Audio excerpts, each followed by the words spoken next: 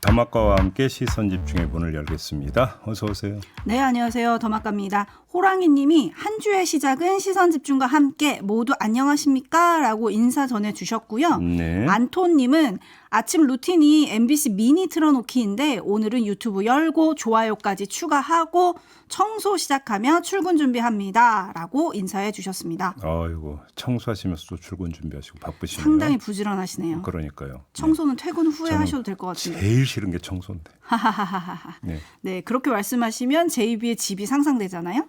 뭐 어쩔 수 없죠. 뭐 거짓을 말할 수는 없으니까. 네, 뭐 깔끔할 거라고 생각은 안 했습니다. 가끔 치우긴 해요. 그렇다고. 뭐. 네네네. 네네. 주무시는 자리만 깨끗하면 되죠. 아 예. 네. 1197님, 네. 오늘 우리 집 둘째 제대하는 날입니다. 오. 부사관학교에서 제대하는 병장 김은중. 네. 앞날 축하 부탁드립니다. 저희 집 첫째는 시선이에요. 이름이 시선인가 봐요. 이름이 시선. 네. 그럼 둘째는 집중인가요? 은중이라고 제가 읽어드렸잖아요. 아 은중. 한 글자 차이네. 은연중에 집중한다 뭐 이런 뜻인가? 시선 은중. 하여간 맛있는 거 많이 준비하셨습니까? 제된 날인데. 응? 글쎄요. 네. 1197님 어떤 음식을 준비하셨을지 궁금하네요. 예. 그리고 0491님 시내버스 6633번 운행하는 새아이 아빠 문진영입니다. 항상 안전 운행하면서 승객분들과 함께 듣고 있어요. 언제나 가슴이 뻥 뚫리는 방송 감사합니다. 아유, 잘하셨어요. 좀 더 볼륨 올리셔도 돼요. 네. 가끔 승객분들이 볼륨 켜주세요 한다고 하시네요. 아이고 고맙습니다. 지금 빵빵하게 트셨나 모르겠네요. 네, 승객 여러분들도 복 받으실 거예요. 네. 그리고 626 하나님은 빨갛게 핀 장미랑 산딸기 사진을 보내주셨어요. 경남 거창입니다. 장미 진짜 이쁘다. 산딸기보다 달콤한 제비의 목소리를 들으면서 네? 잠깐 머뭇거리게 되네요. 산딸기보다 달콤한 제비의 목소리를 들으면서 네. 5월 마지막 주 아침 상큼한 기분으로 시작해봅니다. 이 사진을 좀 보여드리면 좋겠는데. 장미가 빨간색이 아니라 핑크색 같은데요? 그죠? 네, 예쁘네요. 산딸기도 맛있겠다. 산딸기는 아직은 좀 더 익어야 될 것 같습니다. 네. 예, 먹는 거에 진심이 제 입이 말이라면 들어야죠. 네. 네, 여기까지 아침 인사 전해드리고요. 아침 인사 기분 좋게 전해드렸는데 기분 좋은 뉴스가 기다리고 있는지 가보겠습니다.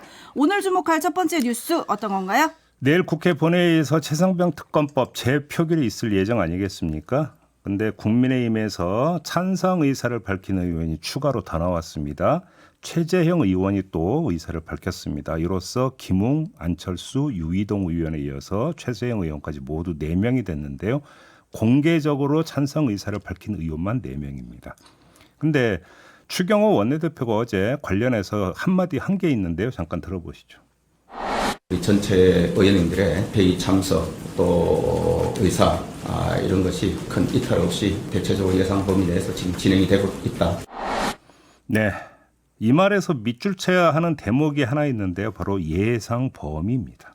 이게 무슨 의미일까요? 자, 지금 제가 도합 4명이라고 말씀을 드렸잖아요. 네. 그런데 큰 이탈 없이 예상 범위 내에서 진행되고 있다.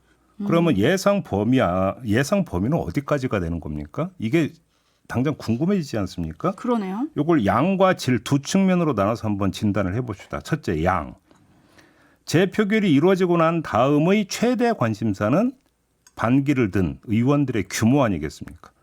그게 내용으로까지 규정될 수 있을 정도의 숫자인지 아닌지가 이슈가 될 것인데 이 점을 놓고 추경호 원내대표가 미리 차단선을 쳐버렸다 이렇게 볼 수 있는 거겠죠.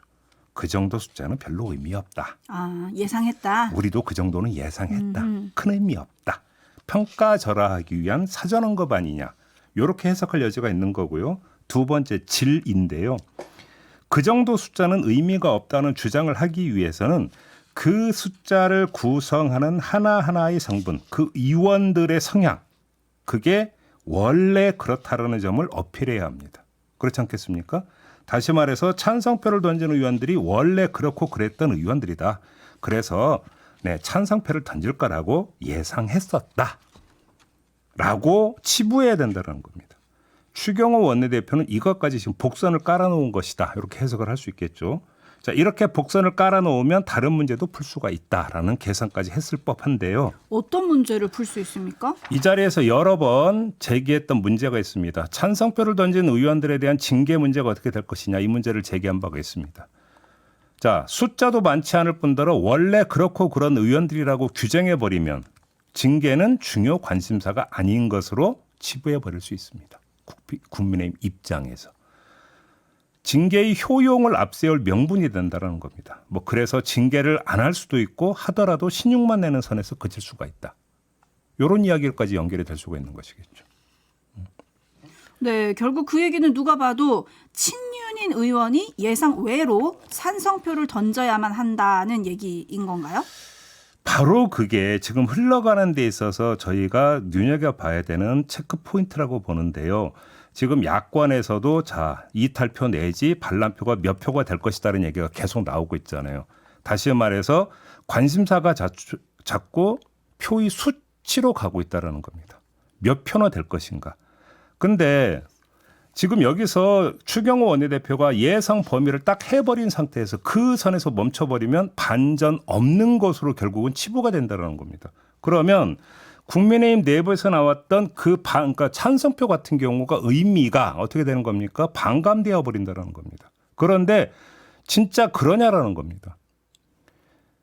다른 사람들도 아니고 여당 내에서 대통령에게 가장 민감할 수도 있는 의안에 대해서 찬성표를 던지는 것 그 자체가 예상 외 현상이거든요. 그 자체가. 근데 자꾸 여기에 숫자 논리에 매몰되어 버리면 그 예상의 상황이라는 본질 자체가 어떻게 되어 버린다? 희석될 수도 있다. 이전까지 함께 봐야 되는 거 아니냐라는 것이죠. 사실 한두 표가 나와도 이것도 이변인데 그렇죠. 그걸 이변으로 안 보이게 하려는 게 아니냐 뭐 이런 말씀인 것 같네요. 흐름이 자꾸 이제 몇 표냐 이렇게 가버리면 그렇게 그러니까 치부될 수도 있다라는 것입니다. 네. 뭐 오늘 아침에 동아일보를 보니까 동아일보 취재 결과 22대 총선 낙천 불출마 의원 58명 중에서 당론을 따를지 결정하지 못한 의원이 최소 5명 더 있는 거로 조사가 됐다. 이런 보도가 있었고요. 어제 민주당 박주민 의원 같은 경우는 국민의힘에서 찬성 의사를 표명한 분 외에 6명가량을 만났는데 이 중에서 절반은 찬성 표결을 심각하게 고민하고 있다며 단순히 거절이라고 말하지 않았다라고 했는데 사실 추경호 원내대표가 맨 처음에는 단일 대우를 강조했었잖아요. 그렇습니다. 그러다 어제는 큰 이탈이 없이 예상 범위 내라고 얘기를 했어요. 네. 결국 단일 대우가 좀 균열이 생기고 있는 게 인정을 한 거 아닌가 이런 생각도 좀 드는데요. 그러니까 좀 다시 한번 정리해서 말씀을 드리면 10표 이상이 될 거냐 10표 이하가 될 거냐. 그러면 10표 이상이 되면 큰 사건이고 10표 이하는 아무렇지도 않은 사건이냐. 아니다. 그러면 기준선이 6표 이상이면 큰 의미가 있고 6표 이하면 큰 의미가 없다. 이렇게 볼 것이냐. 지금 흘러가는 정치권에서 나오고 있는 그다음에 언론에서 보도하고 있는 포인트를 놓고 보면 자꾸 그런 식으로 흘러가고 있는 부분이 있다라는 것입니다. 네. 네. 단 한 표도 이변일 수 있다. 이런 말씀. 한편 신동욱 당선인에 이어서 성일종 국민의힘 사무총장이 이른바 VIP 경로설에 대해서 경로한 게 죄냐 이렇게 반문을 했습니다. 그러면 네. 대통령이 죽을 고비 넘기고 살아 돌아온 사람들을 이게 처벌해야 한다는 그런 해병대 수사단의 결론이 맞느냐고 국군 통수권자로서 이야기를 한 거다. 당연히 할 수 있는 이야기다라고 했는데요. 이거 어떻게 들어야 됩니까? 그러니까 일단 그 관련해서 이야기할 한두 가지가 아닌데 그건 잠시 후 2부 김정민 변호사 인터뷰에서 소화를 하려고 여기서는 얘기를 안 했습니다만 그러면 그 경로한 건 사실이라는 이야기냐. 일단 이 점 하나. 두 번째 본질적인 문제는 경로 이후에 경로로 인해서 상황 변경이 있었느냐 이게 지금 핵심인 거잖아요. 그렇잖아요. 예를 들어서 그 언론 브리핑이 예정이 되어 있다가 돌연 취소가 되어버리고 했던 그 일련의 과정에서 VIP의 경로가 영향을 미쳤느냐. 그래서 결국은 수사 외압과 관련된 부분이 있느냐 없느냐 이게 핵심인 거잖아요. 경로 그 자체보다 더 중요한 것은. 아니 이거는 상식적으로 다 갈래지어질 수 있는 부분 아닙니까? 요 얘기는 잠시 후 2부 인터뷰에서 한번 소화를 해보도록 하겠습니다. 네, 여기서 잠깐 들어보도록 하고요. 계속 시선 집중해 주시고요. JB타임즈 다음 주목할 뉴스는 어떤 건가요? 이재명 더불어민주당 대표에 이어서 김진표 국회의장도 연금 개혁을 주장하고 나섰습니다. 기자 간담회에서 한 말이 있는데요. 잠시 들어보시죠. 어제 민주당에서 이재명 대표가 44%를 수용하겠다고 대답을 했습니다. 그렇다면 모수개혁에서 양당의 지금까지 주장했던 공식적인 이견은 없어진 셈입니다. 이 기회를 살리지 않는 것은 국민의 대표인 국회가 헌법상의 의무를 해태하는 것이다. 죄 짓는 것이다 라고 생각합니다. 연금개혁에는 크게 보면 모수개혁과 구조개혁이 있습니다.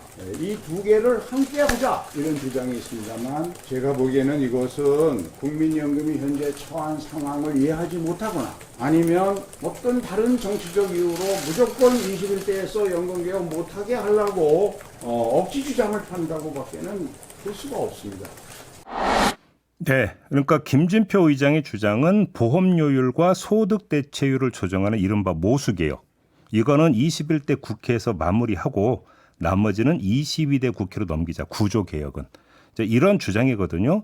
하지만 추경호 국민의힘 원내대표는 이렇게 주장을 했습니다. 들어보시죠. 지금 합의를 이루지 못한 것은 단순 1%의 수치만의 문제가 아닙니다. 국민연금과 기초연금과의 연계 등의 구조개혁이라는 문제와 따로 놓을 수가 없고 정쟁과 시간에 쫓긴 어설픈 개혁보다 22대 첫 번째 정기국회에서 최우선적으로 추진하겠습니다. 네, 여기에 보태서 여야정 협의체를 꾸리고 국회 연금특위를 새로 구성해서 국민적 공감을 얻는 방안을 내놓자 이렇게 얘기까지 했는데요. 이러면 어떻게 되는 건가요? 자, 김진표 의장은 오늘 오전에 여야와 함께 만나는 일정이 있다. 그래서 필요하면 원포인트 본회의도 추가로 열 수 있다. 이런 말까지 했어요. 하지만 가능하지 않을 것 같습니다. 추경호 국민의힘 원내대표가 저렇게 선을 그어버렸기 때문인데요. 연금개혁안을 본회의에 올리려면 연금개혁 특위에서 여야가 합의를 해야 되는 겁니다. 절차상. 그런데 국민의힘이 지금 반대를 하고 있으면 올리고 싶어도 올릴 방법이 없다. 이 점을 일단 먼저 좀 정리를 해야 될 것 같고요. 자, 짚어야 할 점은 그러면 어떻게 될 거냐. 이 문제는 이미 끝나버린 이야기가 되는 거고 왜? 국민의힘은 왜 반대를 하고 있는 것인가? 여기에 초점을 맞춰서 분석을 해볼 필요가 있다. 이 말씀을 드려야 될 것 같습니다. 그러게요. 왜 반대하는 겁니까? 자, 먼저 대통령실 대응을 보죠. 이재명 그러니까 대표가 지난주 목요일에 이 문제를 제기했을 때 거의 실시간으로 반대 입장을 표명을 했어요.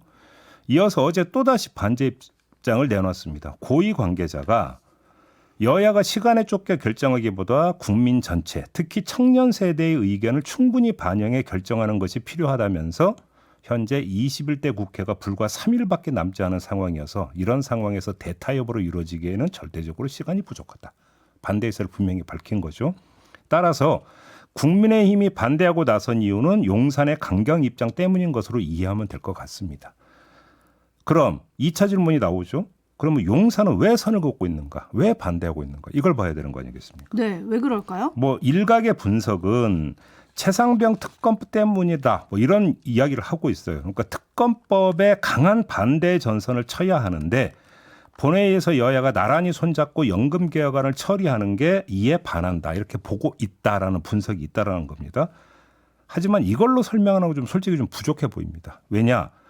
국민의힘이 특검법 재표결 보이콧 전략을 구사한다면 본회의 일정 자체를 무력화하는 게 유효하고 이럴 수 있겠죠. 하지만 어차피 재표결에 임할 수밖에 없는 거 아니겠습니까?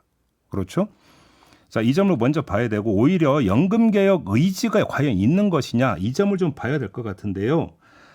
조금 전에 들었던 김진표 의장의 발언도 맥락이 거기에 가 닿아 있는 것 같은데 용산이나 추경호 원내대표의 주장처럼 22대 국회에서 위원회를 꾸려서 모수개혁과 구조개혁을 동시에 하려고 하려면 절대적 시간이 필요하다는 겁니다. 21대 국회에서 이루어졌던 논의는 백지화되어 버립니다. 그러면 다시 개혁특위 꾸려가지고 처음부터 다시 출발을 해야 되는데 그러면 합의안 도출까지 걸리는 시간이 최소 1년은 넘는다. 이런 지금 진단이 나오고 있거든요. 네. 그러면 최소로 잡아도 그 다음에 뭐가 있습니까? 지방선거가 있습니다. 근데 선거를 코앞에 두고 다시 국민들이 되게 민감해하고 입장이 갈릴 게 뻔한 연금개혁안을 밀어붙여서 통과시킨다? 그렇게 어렵다. 그러면 그 타이밍 놓쳐버리면 어떻게 되는 거냐? 또 부지하세월 되어버린다. 이렇게 놓고 본다면 정말로 연금개혁을 하려고 하는 의지가 있는 것이냐? 의아하다. 이런 이야기 좀 따라붙고 있는 건데요. 이렇게 분석하고 나면 남는 문제가 그럼 도대체 왜 이렇게 그 미온적이냐. 윤석열 대통령은 여러 차례 연금개혁 의지를 밝히지 않았습니까? 그렇죠. 지금 이게 앞뒤가 안 맞는 지금 이야기가 돼버리는 거잖아요. 그래서 결국 그러니까 겉으로는 연금개혁을 이야기하지만 속으로는 별로 의지가 없는 것 아니냐. 이런 이야기가 돼버리면 그럼 의지가 없는 걸로 치면 왜?